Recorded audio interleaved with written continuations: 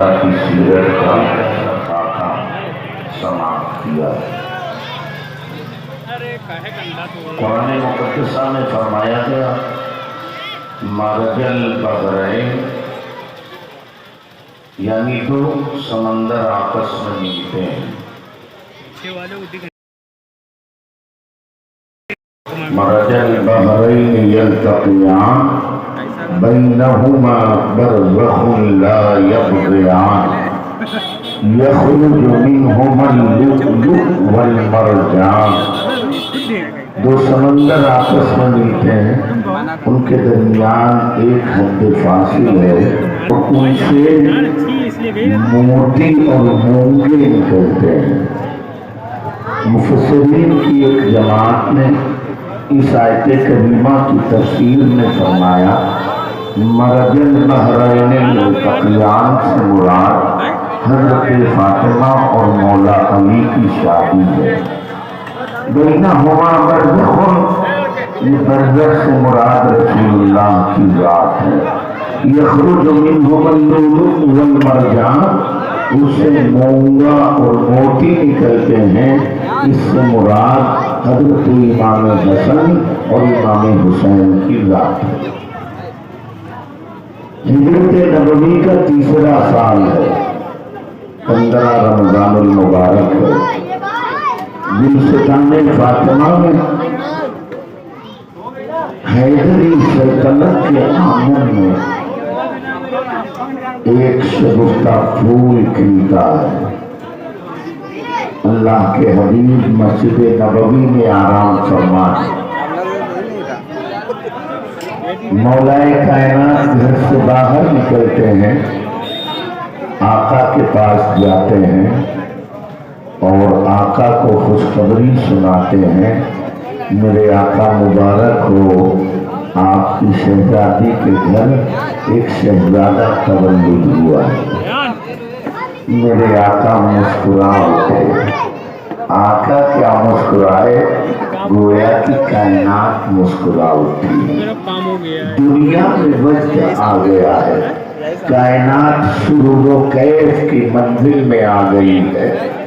میرے آقا فرماتے ہیں علی شہزادے کا نام رکھا، فرماتے ہیں میرے آقا یہ کام میں کیسے کر سکتا ہوں، یہ کام تو آپ کریں گے، تھوڑا توقف فرماتے ہیں میرے آقا۔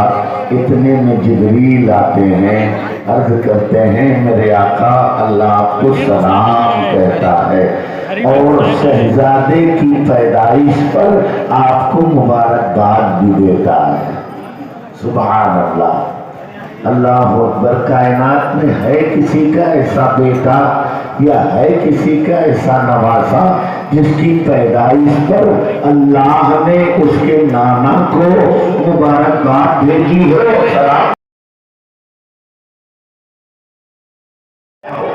یہ تنہا میرے آقا کی ذات ہے اور ان کے نواسوں کی پیدائش ہے کہ اللہ اتنا راضی ہے کہ جبریل امین کے ذریعے انہیں مبارکباد بھی بھیجتا ہے اور سلام بھی بھیجتا ہے۔ سبحان اللہ، سبحان اللہ۔ پھر سیدنا روح الامین عرض کرتے ہیں اے میرے آقا، آپ کے رب نے اس بچے کا نام حسن تجویز فرمایا ہے، اور یہ بھی اس مناسبت سے کہ سیدنا ہارون علیہ السلام نے اپنے دونوں بچوں کا نام شبر و شبیر رکھا تھا۔ سریانی زبان میں شبر و شبیر کا جو معنی ہے، شبر کا جو معنی ہے، عربی زبان میں حسن کا معنی وہی ہے۔ انہی کے نام پر اللہ نے آپ کے نواسے کا نام میرے نام۔ اب ذرا توجہ تو کریے کتنی عظیم ہے ذات، اور کہ پیدا ہونے والا شہزادہ کتنی عظمت والا ہے کہ اللہ اس کی آمد پر مبارکباد بھی پیش کرتا ہے اور خود وہی اس کا نام بھی تجویز کرتا ہے۔ میرے آقا کی بارگاہ میں لائے گئے، میرے آقا نے آغوش کرم میں اٹھایا، لعاب دہن ڈالا، اور پھر 7ویں دن میرے آقا صلی اللہ علیہ وسلم نے ان کا عقیقہ فرمایا۔ بالوں کے مطابق چاندی وزن کر کے صدقہ کرنے کا حکم صادر فرمایا. چاندی بالوں کے مطابق صدقہ کر دی گئی. روایت میں آتا ہے کہ حضرت امام حسن کو جب اٹھایا آگوش شفقت و محبت میں میرے آقا نے، تو مورخین لکھتے ہیں کہ امام حسن کا جلوہ ایسا تھا، چہرہ ایسا تھا گویا کہ مصطفیٰ کا چہرہ ہو. ان کی آنکھیں ایسی تھیں جیسے مصطفیٰ کی مادہ بصر والی آنکھیں. ان کی زلفیں عنبری ایسی تھیں جیسے مصطفیٰ کی واللیل والی زلفیں. میرے آقا کے ہو بہو تھے. حدیث میں میرے آقا نے فرمایا بھی الحسن اشبہ منی من الراس الی الصدر. میرا حسن سر سے لے کر سینے تک میرے مشابہ ہے. کرے اعلیٰ حضرت فرماتے ہیں معدوم نہ تھا سایہ شاہ ثقلین اس نور کی جلوہ گاہ کی جاتے حسنین. اور اس نور تمثیل نے اس نور کے دو حصے کیے، ایک سے حسن بنے ایک سے حسین.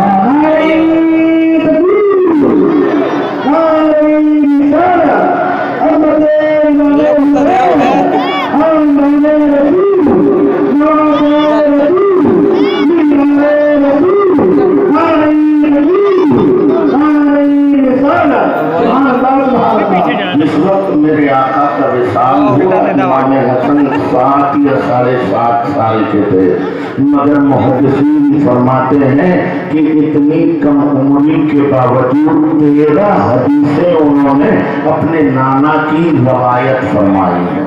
ذرا آپ اندازہ تو کریے 7 سال کی عمر کیا ہوتی ہے، اس عمر میں ان کا حافظہ کیسا تھا کہ آقا کے جانے کے بعد اپنے نانا کی 13 حدیثیں انہوں نے روایت فرمائی ہیں. بڑی شان والے صحابی ہیں، بڑے عظیم صحابی ہیں اور رسول اللہ کے شہزادے ہیں، بڑی فضیلت والے شہزادے ہیں. اللہ میرے آقا صلی اللہ علیہ وسلم کی روایت ہے. میرے آقا خطبہ ارشاد فرما رہے ہیں، اتنے میں جناب حسن آئے، آغوش کرم میں اٹھا لیا مصطفیٰ نے. کبھی مصطفیٰ صحابہ کے مجمع پہ نظر ڈالتے ہیں اور کبھی شہزادے حسن پر نظر ڈالتے ہیں، کبھی مجمع کو دیکھتے ہیں کبھی حسن کو دیکھتے ہیں. پھر ارشاد فرمایا ان ابنی ھذا سید، اے میرے صحابیو سنو، میرا یہ بیٹا سردار ہے. لعل اللہ یصلح بہ بین فئتین من المسلمین، میرے اس بیٹے کے ذریعے اللہ مسلمانوں کے 2 گروہ میں صلح پیدا فرما دے گا، فرما دے گا. حضرت ابو درداء روایت کرتے ہیں، برہ ابن عازب بھی روایت کرتے ہیں کہ حضرت حسن کا عالم یہ تھا کہ آقا سجدے میں ہوتے، حسن پشت پہ آ جاتے تو میرے آقا سر سجدے سے اس وقت تک کے سر نہ اٹھاتے جب تک کہ حسن خود نہ اتر جاتے. اللہ اکبر. ایک روایت میں ہے کہ میرے آقا حالت نماز میں ہوتے، حسن پیروں کے بیچ میں جانے لگتے تو میرے آقا اپنا پیر کشادہ فرما دیتے تاکہ حسن اطمینان سے گزر جائے. کہاں ہے وہ لوگ جو کہتے ہیں نبی کا نام کا ذکر یا ان کی یاد آ جائے نماز میں تو نماز نہیں ہوگی؟ ارے جو نماز لایا ہے اس کی شان یہ ہے کہ وہ اپنی نماز میں اپنے نواسے کا خیال کر رہا ہے تو نواسے کی بھی عظمت بڑھ رہی ہے. اور نانا کا کردار بھی یہ بتا رہا ہے کہ نماز لانے والا میں ہوں اور میرا کردار مثال نہیں کر رہا ہے کہ ایسا کا اگر خیال آ جائے تو یہ نماز کی میراث ہو جائے.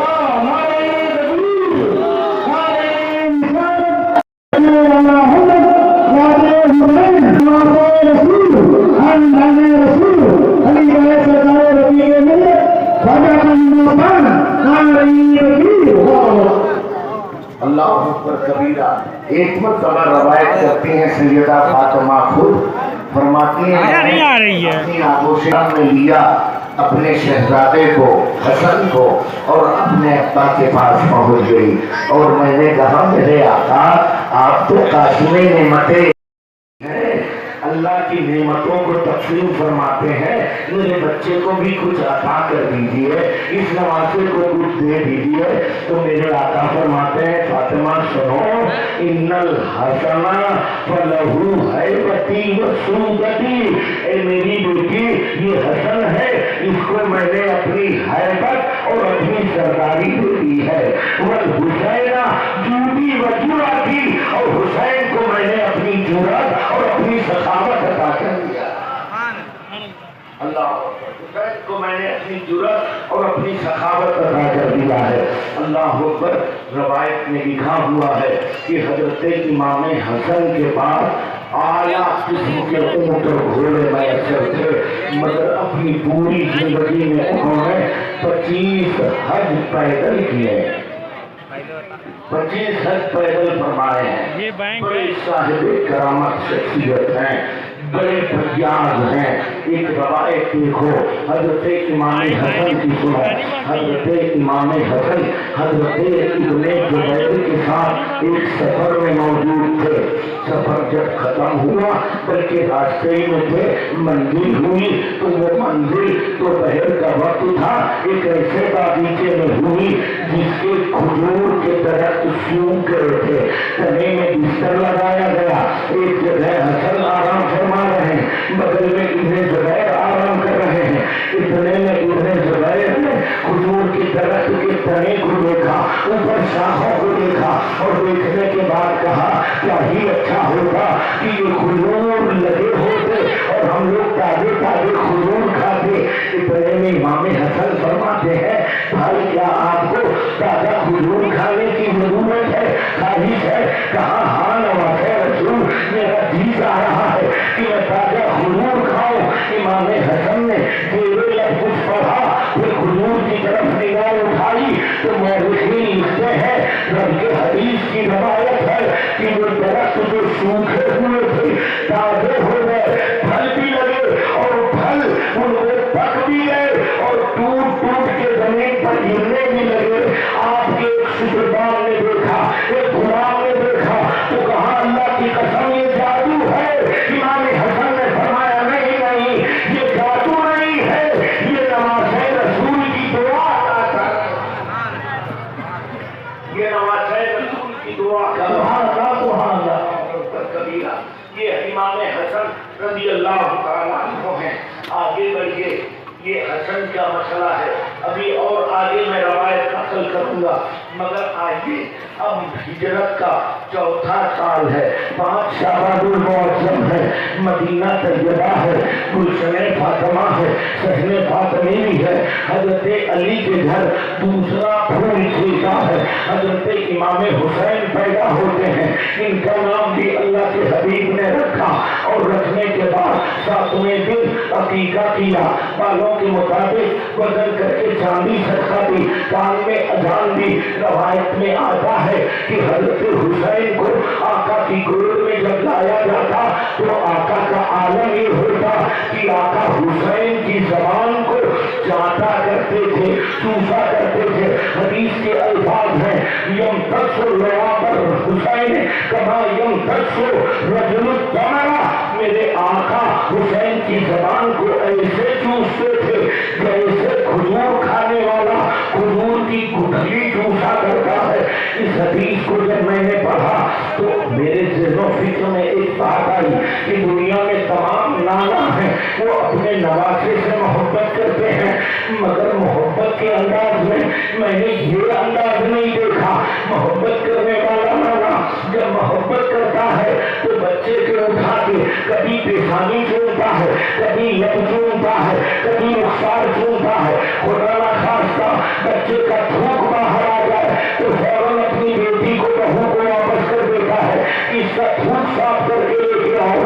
مگر والے حسین تیری عظمتوں پر قربان، تیری کیسی شان ہے، محمد عربی اللہ کا محبوب، دانائے خفایہ و غیوب، منزہ عن العیوب، رحمت عالمیہ، دعائے خلیل، تمنائے کلیم، بشارت مسیح، نوری غیرت اللہ، جگر ویسا آمنا، محمد رسول اللہ اپنی آگوش کرم میں اٹھائے ہوئے ہیں اور تمہاری زبان کو ایسے چوس رہے ہیں جیسے کھجور کھانے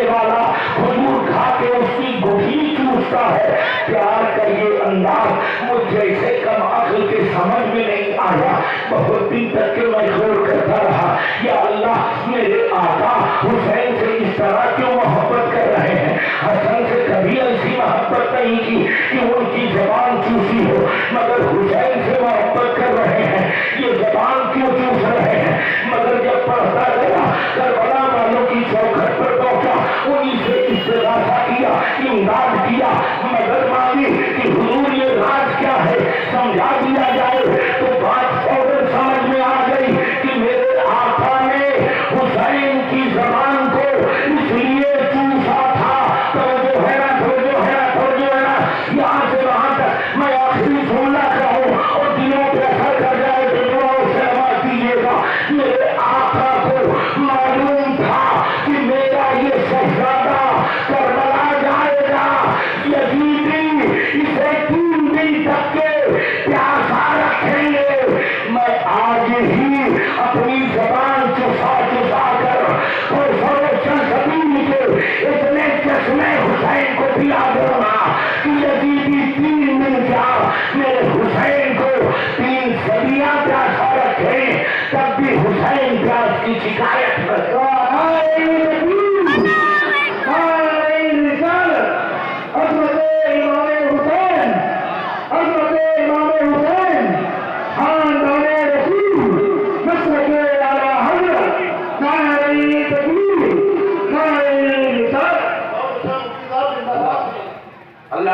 کیا شان ہے آقا حسین کی. محمد کے زیر اہتمام منعقد ہونے والا یہ 49واں اجلاس ہے, یعنی تقریباً پچھلے 49 سالوں سے یہ 10 روزہ پروگرام برابر منعقد ہو رہا ہے. یہ کیوں کرتے ہیں؟ تاکہ کندھے پر بیٹھنے والا شہزادہ وہ زمین میں چپے چپے کر رہی ہے حسین مجھ سے ہے, مگر 10ویں محرم کا دن ہے اور 10ویں محرم کو امام حسین نے اپنے خانوادے کو شہید کرا کے آخر میں شہادت کا سہرا جب اپنے سر رکھا ہے تو حدیث اتار اٹھی, کل تک کہ حسین مجھ سے تھا آج میں حسین سے.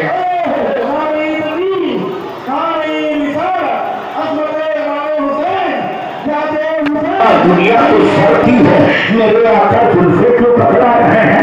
بات سمجھ میں آ گئی کہ میرے آقا بچپن میں حسین کو اپنی زلفیں نہیں پکڑا رہے تھے, حقیقت میں کربلا کے لیے تیار کر رہے تھے. رسول کو معلوم تھا کہ جب کشتی اسلام طغیان ظلمتوں کو دھیان کی بھون میں پھنس جائے گی اور ہچکونے لے رہی ہوگی تو میں آج بظاہر اپنے اندر فسادوں سے ٹکرا رہا ہوں. یہ میری زلفیں نہیں ہے, اسلام کی پتوار ہے, حسین کی ہاتھ ہے.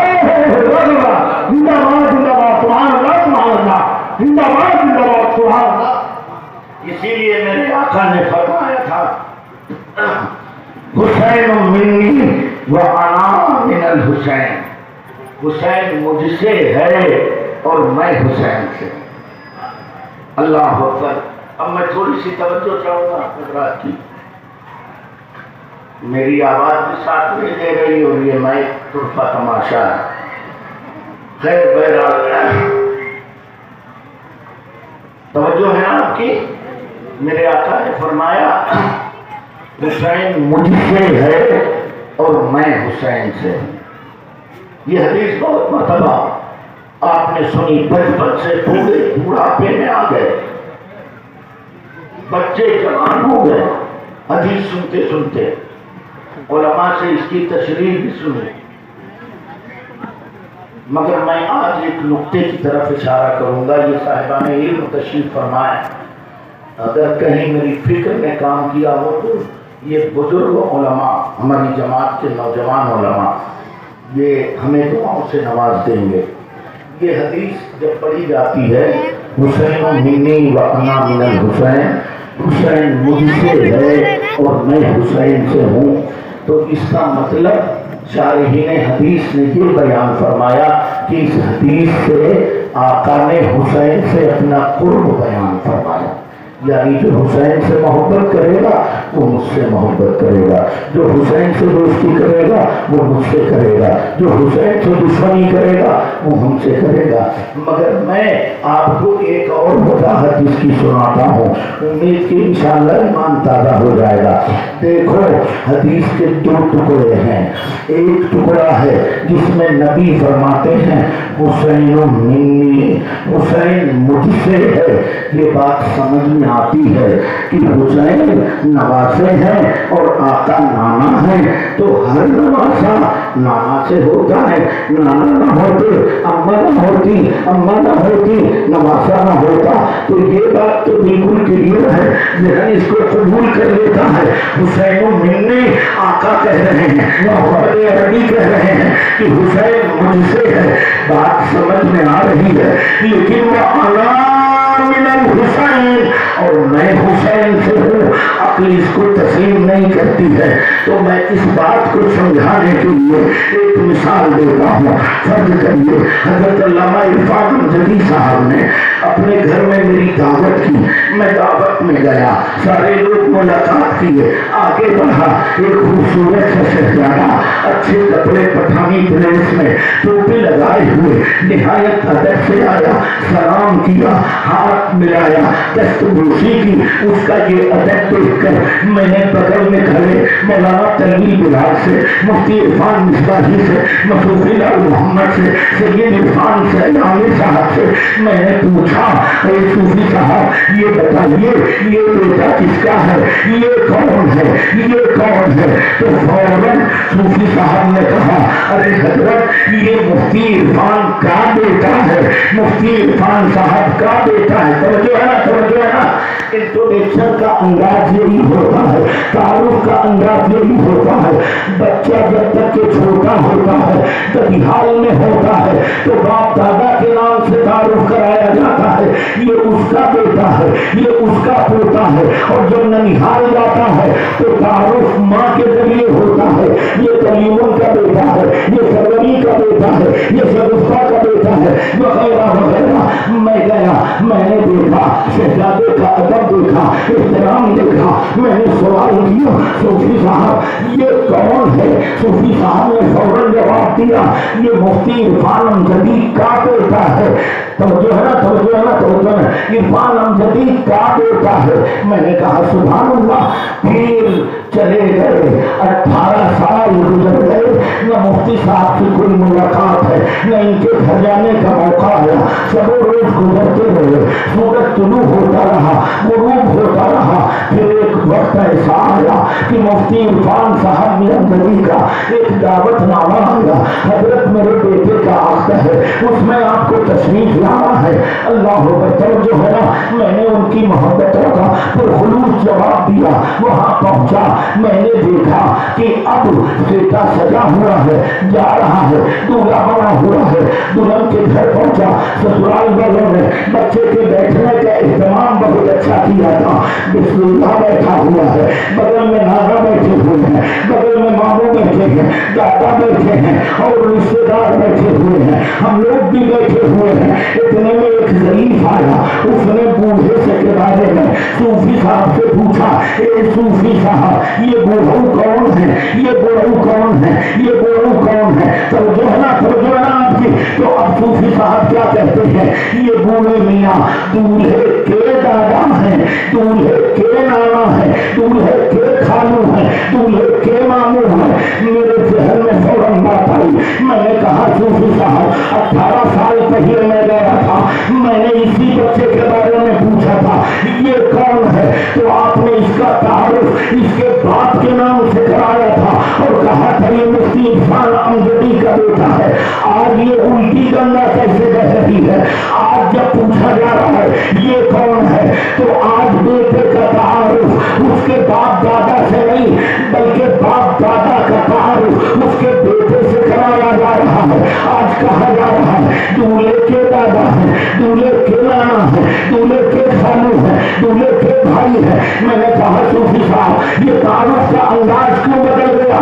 صوفی صاحب نے نہایت اطمینان سے جواب دیا، حضرت آج تعارف کا انداز اس لیے بدل گیا ہے کہ دولہے نے اپنے سر پہ صحرا سجا رکھا ہے اور یہ موجودین میں سب سے الگ ہے، سب سے تھلگ ہے، سب سے بے نظیر ہے، سب سے بے مثال ہے۔ اگر میں کہتا یہ محمد سلیم ہے، سمجھنے والا نام تو جان جاتا مگر ان کی عظمت سے واقف نہ ہوتا، ان کے بارے میں بتاتا کلیم ہے، نام تو جان جاتا مگر ان کی عظمت نہ جانتا۔ لیکن جب میں نے تعارف کرایا یہ دولہے کے دادا ہے، بات بھی سمجھ میں آ گئی، بیٹھنے والے کی عظمت بھی سمجھ میں آ گئی۔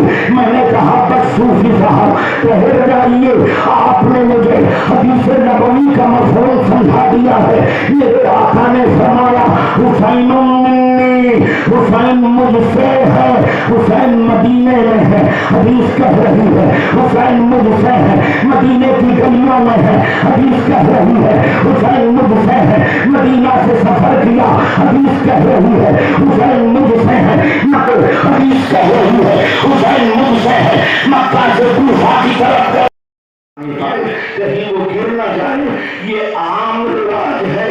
مگر بارے مصطفیٰ آپ کی کیا شان ہے، بارے حسین آپ کی کیا عظمت ہے۔ مصطفیٰ کندھے پر بٹھائے ہوئے ہیں اور پھر مصطفیٰ آپ کے ہاتھوں کو سر اقدس پر نہیں لے جاتے ہیں، بلکہ حسین کو مصطفیٰ جب بھی اپنے کندھے پر بٹھاتے ہیں تو اپنی عنبر فشاں زلفیں پکڑا دیتے ہیں۔ پیاری پیاری زلفیں، شہزادے یہ پیاری پیاری زلفیں ہیں، انہیں اپنے ہاتھ میں لے لو۔ میں غیر کرنے لگا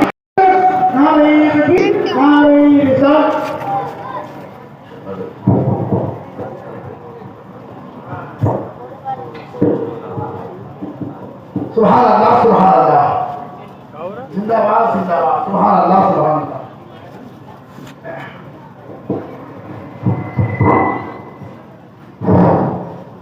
حدیث پکار اٹھی کل تک حسین مجھ سے تھا مگر آج میں حسین سے ہوں۔ مطلب کیا ہے؟ حسین کا لایا ہوا، نبی کا لایا ہوا دین حسین سے ہے، نبی کی دی ہوئی نمازیں حسین سے ہیں، نبی کے دیے ہوئے سجدے حسین سے ہیں، نبی کا دیا ہوا قانون حسین سے ہے، نبی کا لایا ہوا کلمہ اس کی بنیادیں حسین سے ہے، زکات حسین سے ہے، نظام اسلام حسین سے ہے، دستور مصطفیٰ حسین سے ہے، قانون مصطفی حسین سے ہے۔ اسی لیے اجمیر کی دھرتی پر سرکار خواجہ اجمیری کہتے ہیں شاہست حسین، بادشاہست حسین، دینست حسین، دی پناہست حسین، سردار ندار دست در دست یزید، حقا کے بنا الہ الہ۔ سبحان اللہ سبحان اللہ، زندہ باد زندہ باد، مفتی صاحب زندہ باد زندہ باد، سبحان اللہ سبحان اللہ۔ نعرہ رسالت، خواجہ کا ہندوستان، مسلک اعلیٰ حضرت جسر امام حسین، نواسہ رسول، نعرہ تکبیر، نعرہ رسالت۔ حسین منی وانا من الحسین، حسین مجھ سے ہے اور میں حسین سے، میرا دین حسین سے ہے، میرا نظام حسین سے ہے، میری نمازیں حسین سے ہیں۔ اللہ اکبر، یہاں تک کہ سرکار خواجہ نے فرمایا حسین لا الہ الا اللہ کی بنیاد، حقا کے بنا الہ الہ حسین۔ اللہ اکبر۔ حضرت امام حسن 3 ہجری میں پیدا ہوئے، حضرت امام حسین 4 ہجری میں پیدا ہوئے 5 شعبان المعظم کو۔ حضرت امام حسن کی فضیلتیں آپ نے سنی، حضرت امام حسین کی فضیلت آپ نے سنی۔ اب وہ حدیثیں سن لیجئے جن میں دونوں شہزادوں کی فضیلت بیان کی گئی ہے۔ حضرت سیدنا اسامہ بن زید فرماتے ہیں، اسامہ بن زید کون ہیں؟ حضرت زید بن حارثہ کے صاحبزادے ہیں، اور یہ وہ ہیں جنہیں میرے آقا ایک طرف حسن کو بٹھاتے تھے تو دوسرے کندھے پر اسامہ کو بٹھاتے تھے۔ توجہ ہے توجہ ہے نا۔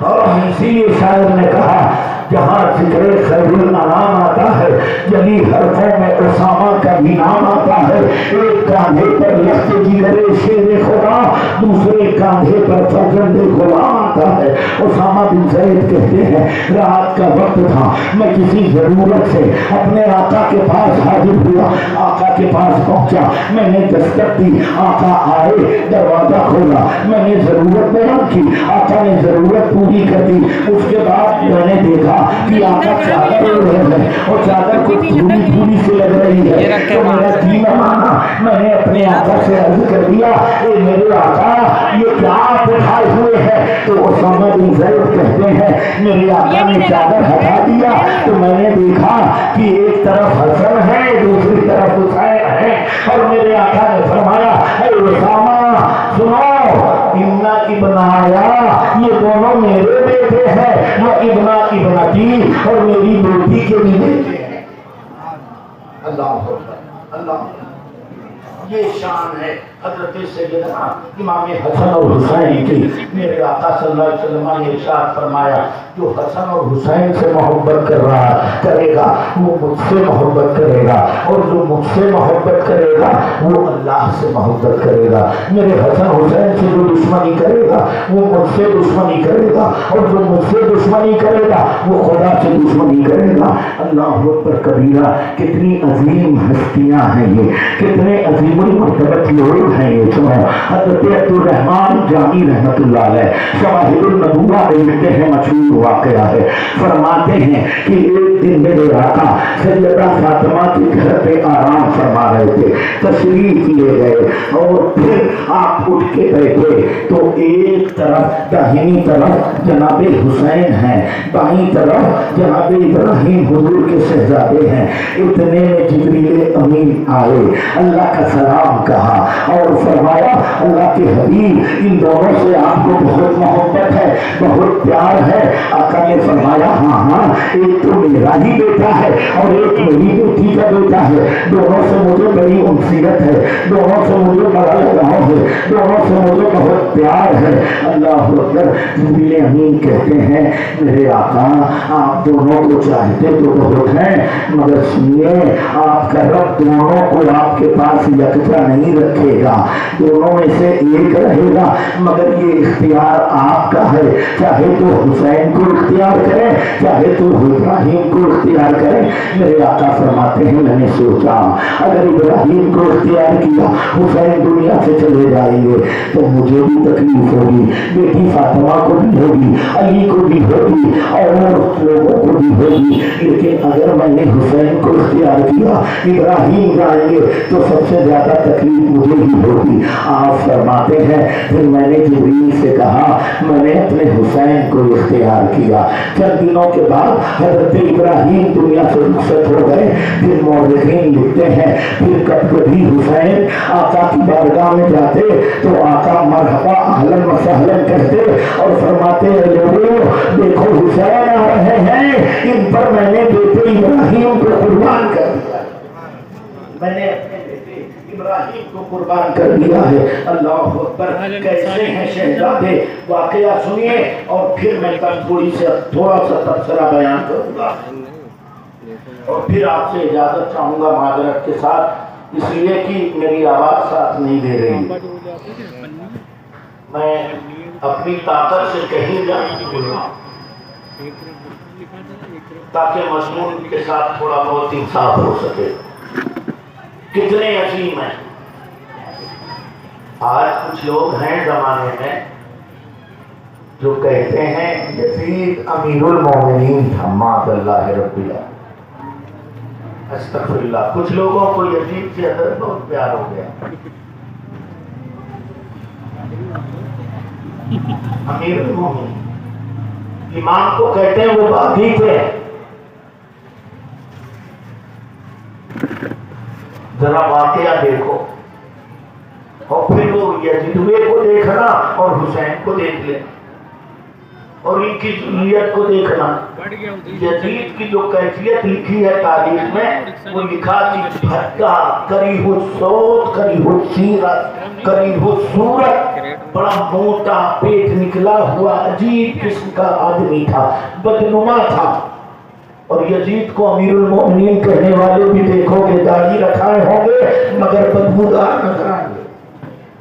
ہمارے یہاں کا سنی کالا ہوگا مگر خدا کی قسم اس پر حسینیت کا نور ایسا ہوگا کہ دور سے نظر آئے گا یہ حسینی غلام جا رہا ہے. زندہ باد زندہ باد سبحان اللہ سبحان اللہ. اللہ کیا شان ہے امام حسین. سنو ذرا بچپنا کس کا؟ حضرت حسن کا اور حضرت حسین. حضرت فاطمہ بھی ہیں حضرت علی بھی ہیں میرے آقا بھی. اتنے میں دونوں شہزادے کشتی کرنے گئے. اب اماں بھی بیٹھی ہیں ابا بھی بیٹھے ہیں اور سارے کائنات نانا بھی اور دونوں شہزادے کشتی کرتے. اتنے میں میرے آقا نے فرمایا اے حسن حسین کو پکڑ لو. سیدہ فاطمہ نے دیکھا لے ابا حسن سے کہہ رہے ہیں کہ حسین کو پکڑ. سیدہ نے کہا ابا یہ کیا بات؟ اس طرح کے مقابلے میں تو لوگ چھوٹے کی حوصلہ افزائی کرتے ہیں. آپ کو کہنا چاہیے حسین حسن کو پکڑو حسین کی حوصلہ افزائی کریے وہ چھوٹا ہے. تو سنو کیا جواب دیا میرے آقا نے. فرماتے ہیں فاطمہ تم نے بس اتنا سنا دوسری طرف جبریل حسین سے کہہ رہے ہیں کہ حسن کو پکڑ لے. اللہ کی قسم جس کے کھیل میں جبریل سید الملائکہ اور محمد عربی اللہ کے نائب مطلق یہ دلچسپیاں لے رہے ہوں اور جن کی مرضی شامل ہو ان کے تلووں کے برابر کبھی یزید اور یزیدی ہو سکتے ہیں. خدا کی قسم یہ نام حسین کی تاثیر ہے کہ ظالم نے دشمنی کیا تو زندہ ہے. اس کا نام بھی حسینی کی وجہ سے لیا جاتا ہے ورنہ کوئی دنیا میں یزید نہیں نام لیتا. اور جو لوگ یزید کے طرفدار ہیں میں ان سے کہتا ہوں تمہارے گھر میں بیٹا ہو اس کا نام یزید رکھ لینا. دوسرا ہو شبر رکھ لینا. ابھی پوری دنیا میں اس یزید کے بعد کوئی یزید نہیں. لیکن اللہ کی قسم پوری دنیا میں اس حسین کے بعد جہاں دیکھو غلام حسین. جہاں دیکھو اللہ اکبر کا شان ہے. ذرا دیکھو تو حضرت علامہ عمر نصفی رحمۃ اللہ علیہ تفسیر مدارک التنزیل میں لکھتے ہیں فرماتے ہیں ایک دن دونوں شہزادوں نے تختی لکھی. مولانا تنویر بلال صاحب جو پیشن پہ بول رہے تھے بڑی اچھی گفتگو کر رہے تھے. اللہ اور ان کی زبان میں برکتیں عطا فرمائے. اب تو یہ لونڈے تختی لکھتے ہیں اب تو وہ روتے ہیں تو ہم موبائل پکڑا دیتے.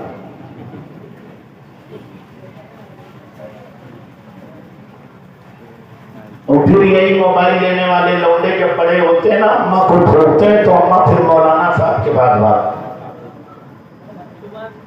کیا ہوا؟ ارے حضرت جب سے شادی کر دیا ہے جانے کیسی چڑیل بہو آ گئی ہے جانے کا کرا رہی ہے لڑکا اس کا غلام ہوگا. ابے پگلی غلام والا کچھ نہیں ہوا. جب وہ سادہ کاغذ تھا تب اس پر جو چاہتی لکھ دیتی.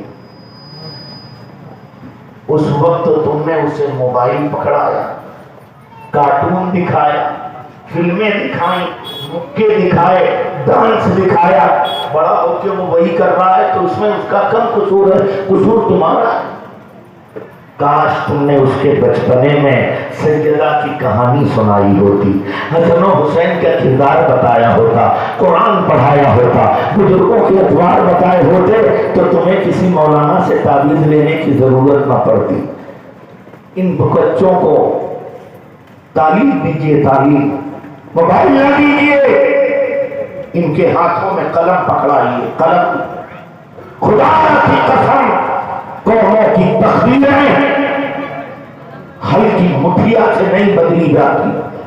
قوموں کی تقدیریں اسٹیرنگ سے نہیں بدلی جاتی. قوموں کی تقدیریں پانی اور رزق سے نہیں بدلی جاتی، اللہ کی قسم قوم کی تقدیریں قلم سے بدلی جاتی ہے، قلم۔ اور سنو، ایک قلم سنورتا ہے تو پورا سماج سنورتا ہے، اور ایک قلم بہتا ہے تو پورا سماج بہتا ہے۔ تم نہیں سمجھے میری بات کو تو میں تھوڑی سی وضاحت کر دوں۔ ایک قلم بہتا ہے تو پورا سماج بہتا ہے۔ اسماعیل دہلوی کا قلم بہکا، سماج بہک گیا۔ رشید احمد گنگوہی کا قلم بہکا، سماج بہک گیا۔ قاسم نانوتوی کا قلم بہکا، سماج بہک گیا۔ اشرف علی تھانوی کا قلم بہکا، سماج بہک گیا۔ تسلیمہ نسرین کا قلم بہکا، سماج بہک گیا۔ سلمان رشدی کا قلم بہکا، سماج بہک گیا۔ ذاکر نائک کا قلم بہکا، سماج بہک گیا۔ اور طاہر القادری کا قلم بہکا، سماج بہک گیا۔ ادھر خدا کی قسم ایک امام احمد رضا کا قلم سمر گیا ہے، سماج سمر گیا۔ نعرہ تکبیر، نعرہ رسالت، مسلک اعلیٰ حضرت، داستان کرب و بلا، خلیفہ سرکار رفیق ملت، نواز رسول، نعرہ تکبیر، نعرہ رسالت۔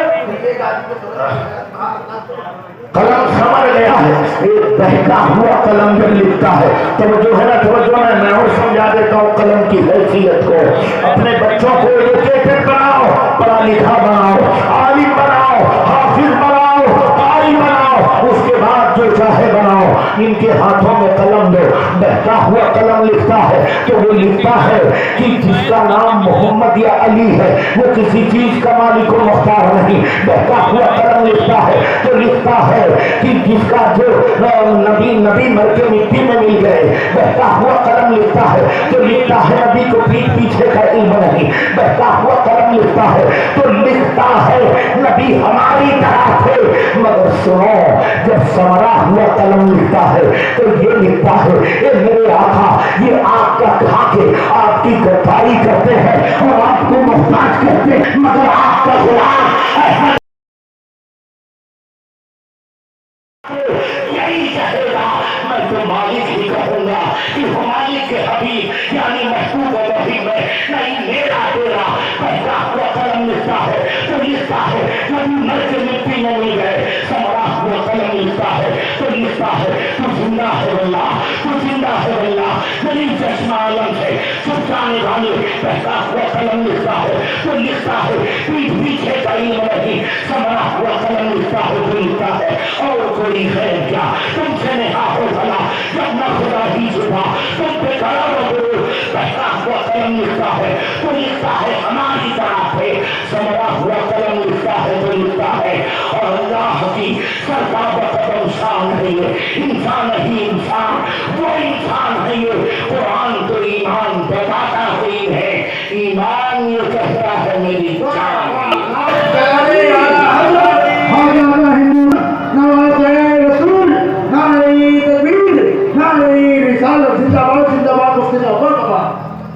اپنے بچوں کے ہاتھوں میں قلم دیجیے۔ پچھلے برسوں کے واقعات تم بھول گئے ہو۔ ہندوستان کے بہت بڑے صاحب کا قلم بہک گیا تھا، ہم سے ہماری مسجد چھین لی گئی، کچھ نہ کر سکے۔ قلموں کی طاقت یہ ہوتی ہے۔ حسنین تختی لکھا ہے اور پھر بھائیوں نے آپس میں بات کی ہے اور کہا چلو میری تختی اچھی ہے یا تمہاری؟ اماں سے فیصلہ کرائیں گے۔ اماں کون؟ خاتون جنت، نبی کے جگر کا ٹکڑا جو محشر میں گزرے تو اللہ حکم کرے سب جھکا لو جائیں تاکہ میرے محبوب کی شہزادی فاطمہ 70,000 حوروں کے ساتھ تم سے رات سے گزر جائے۔ وہ اماں جو جنتی جوانوں کے سردار کی ماں، جو دنیا کی ساری عورتوں میں سب سے افضل، اس ماں کے پاس لے گئے۔ اماں بتائیے ہماری تختی اچھی ہے یا بھیا حسین کی؟ سیدہ نے دیکھا، توجہ ہے نا سن رہے ہو نا؟ ہاتھ اٹھا کے بتا دو ذرا حسینیوں ماشاءاللہ. کبھی کبھی بیچ میں سبحان اللہ بھی کہہ دیا کرو تاکہ مجھے سکون مل جایا کرے. زور سے کہو حسینیوں کی طرح کہو گا. ہاں ماشاءاللہ. اور لنگر کھایا کچھ حق تو ادا کرو. لے گئے اماں بتاؤ کس کی تختی اچھی ہے؟ اماں نے دیکھا کہا بھیا ہم فیصلہ نہیں کریں گے، اپنے ابا کے پاس جاؤ. اور ابا کون؟ باپو ہی جس نے ایسے ایسے فیصلے کیے ہیں کہ دنیا حیران ہے. میں نے پرسوں ہی ان کے فیصلے سنائے تھے آپ، مگر انہوں نے دیکھا، دیکھنے کے بعد کہا نہ بھیا یہ فیصلہ ہم نہیں کریں گے، اپنے نانا سے کراؤ. اور نانا کون؟ ارے زور سے کہو یار، نبی کے نبی کے نام پہ سبحان اللہ. اللہ کیسا نبی، شب معراج جہاں اس کا قدم ہے سارے انبیاء کے سر جھکے ہوئے ہیں. اللہ نانا گئے، نانا فیصلہ کر دیجیے، ہماری اچھی ہے کہ یا حسین. میرے آقا نے دیکھا، توقع فرمایا شہزادو اتنے میں جبریل امین آ گئے. اللہ کے حبیب کو سلام کا اور کہا یا رسول اللہ اس کا فیصلہ خود کرے گا. ارے اور زور سے کر دو یار. حسینیوں کی بات حسین کی ہے، اس کا فیصلہ کون کرے گا؟ اللہ کرے گا. میرے آقا اللہ نے مجھے جنت سے بھیجا ہے اور یہ سیب بھی لے کر بھیجا ہے، اسی سے فیصلہ ہوگا. کہا یہ سیب کیسے فیصلہ کرے گا؟ کہا دونوں تختیاں رکھ دی جائیں، میں سیب ہوا میں اڑاتا ہوں، واپس آ کے سیب جس کی تختی پر گر جائے گا اس کی تختی اچھی ہے. فرمایا گیا چلو ٹھیک ہے ایسا کیا جائے. دونوں کی تختیاں رکھ دی گئیں. جبریل امین سیب اچھالنے والا کون ہے؟ وہ ہے جو سید الملائکہ ہے. سیب بھی دنیا اور کشمیر کا نہیں ہے، سیب بھی جنت سے آیا ہوا ہے. اور کیوں نہ آتا یار؟ فیصلہ کس کا کیا جا رہا ہے؟ جو زمانہ میں جنت کا سردار ہے. اللہ اکبر. اچھالا جبریل امین نے، سجدہ میں گیا، واپس آ رہا ہے.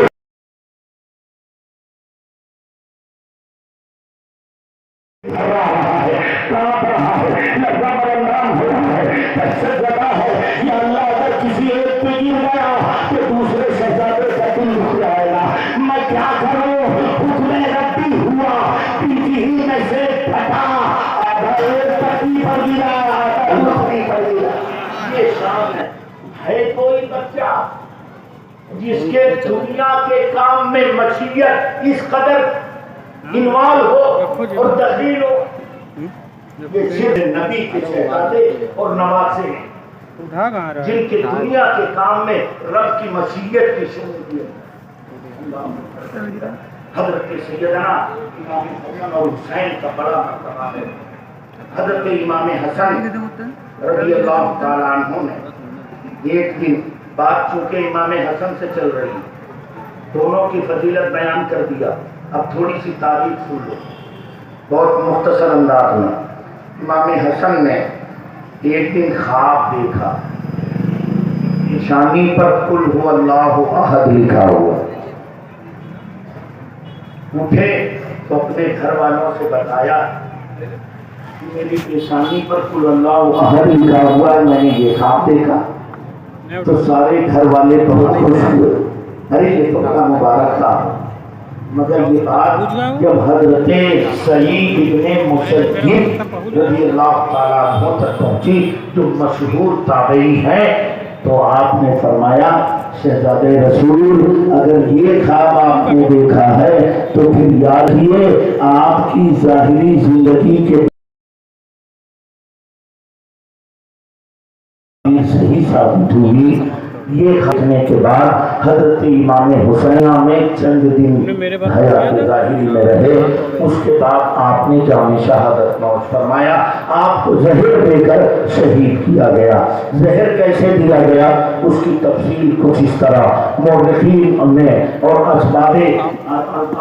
ارباب سیر نے اور ارباب تفسیر نے بیان کیا ہے۔ وہ لکھتے ہیں کہ پہلی مرتبہ شہر میں ملا کے زہر امام حسن کو دیا گیا، کھایا تو بے قراری بے چینی، ماہی پہ آپ کی طرف تڑپ رہے ہیں، پوری رات تڑپتے رہے، تو ایک پل چین نہیں۔ صبح ہوئی، نانا کے روزے پر گئے، حاضری بھی دعا کیا، درد ختم ہو گیا، زہر کا اثر چلا گیا۔ دوسری مرتبہ کھجور میں ملا کے زہر دیا گیا، پھر بے قراری ہوئی، بھیا حسین کے گھر آ گئے، رات بھر تڑپتے رہے، صبح ہوئی، نانا کی بارگاہ میں حاضر ہوئے، پھر ختم ہو گیا۔ اور نے لکھا 5 مرتبہ اسی طرح آپ کو زہر حلال دیا گیا، مگر 5 مرتبہ نانا کی بارگاہ میں جاتے رہے۔ نانا کے مینار اور ان کی مزار چوکھٹ کی برکت سے ان کا زہر دور ہوتا رہا۔ 6 مرتبہ ہیرے کی کمی کو پیس کر پینے والے پانی میں سراہی میں ڈال دیا گیا، پھر جب وہ پانی آپ نے پیا ہے تو بس ایسا لگا ہے جیسے حلق سے لے کر پیٹ تک کسی نے پھاڑ دیا ہے۔ اس حالت پر بھی نہیں ہوا، خون کی قے ہونے لگی، اپنیاں کٹ کٹ کے گرنے لگی، دست کے راستے سے بڑی بے قراری ہے۔ یہ بات معلوم ہوئی حضرت سیدنا امام حسین کو، پہلتے ہوئے اپنے بھائی امام حسن کے پاس آئے، آنے کے بعد دیکھا یہ منظر ہے۔ آپ نے فرمایا بھیا بتائیے آپ کو زہر کس نے دیا ہے؟ توجہ کریے گا پھر اسے سمجھے گا۔ بھیا بتائیے آپ کو یہ زہر کس نے دیا ہے؟ امام حسن نے فرمایا حسین اگر میں نام بتا دوں تو تم کیا کرو گے؟ کہا بھیا میں اسے پوری طریقے سے قتل کروں گا، قابل عبرت بنا گا، اس نے یہ جسارت کی ہے آپ کے ساتھ یہ معاملہ کرنے کی۔ امام حسن کا جواب سناؤ۔ امام حسن فرماتے ہیں حسین جس کے بارے میں میرا گمان ہے اگر وہی مجھے زہر دینے والا ہے تو حسین سنو اللہ منتقم حقیقی ہے، وہی اس کا انتقام لے گا، اور اگر جس کے بارے میں میرا گمان ہے کہ اس نے مجھے زہر دیا لیکن حقیقت میں اس نے زہر نہیں دیا ہے تو میں کسی مسلمان کے قتل ناحق کا وبال تمہاری گردن پر نہیں ڈالنا چاہتا۔ اللہ پر قربان جاؤ ذرا غور کے سو کہو، اس حالے چلنی لاحق ہے، خون کی قے ہو رہی ہے، دست میں عدلیہ کٹ کر کے گر رہی ہے، مگر عدل انصاف کا بادشاہ عدل انصاف کے تخت پر بیٹھا ہوا کیسا عدل کر رہا ہے، کیسا انصاف کر رہا ہے، کسی کا نام نہیں بتایا۔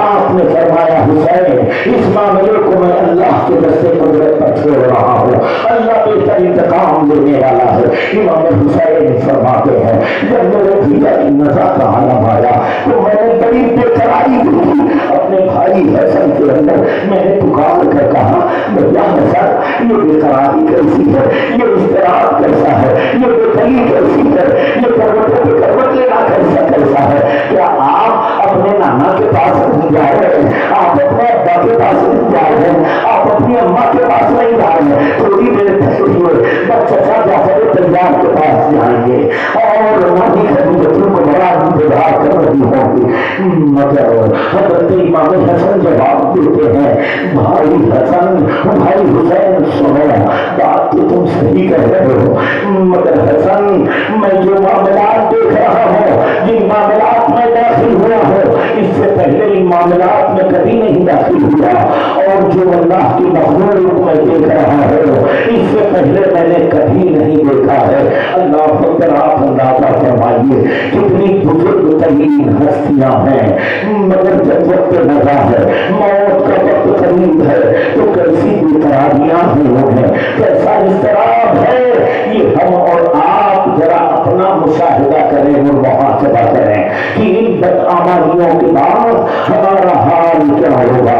حضرت امام حسین نے جب تسلی دی انہیں تھوڑی سی تسلی ہوئی، اور تسلی ہونے کے بعد زمانے نے دیکھا کہ حضرت سیدنا امام حسن رضی اللہ تعالی عنہ نے جام شہادت زہر کھا کے زہر کھلایا گیا ان کو، اس کے زہر کے نتیجے میں آپ نے جام شہادت نوش فرمایا، انا للہ و انا الیہ راجعون۔ بعد حضرات یہ کہتے ہیں کہ حضرت امام حسن کو زہر ان کی بیوی جاتا بنت اسد بنت قرین قیس نے دیا تھا۔ سنو، علماء محققین کہتے ہیں کہ حضرت امام حسن کی بیوی پر بہتان ہے رافضیوں اور خارجیوں کا۔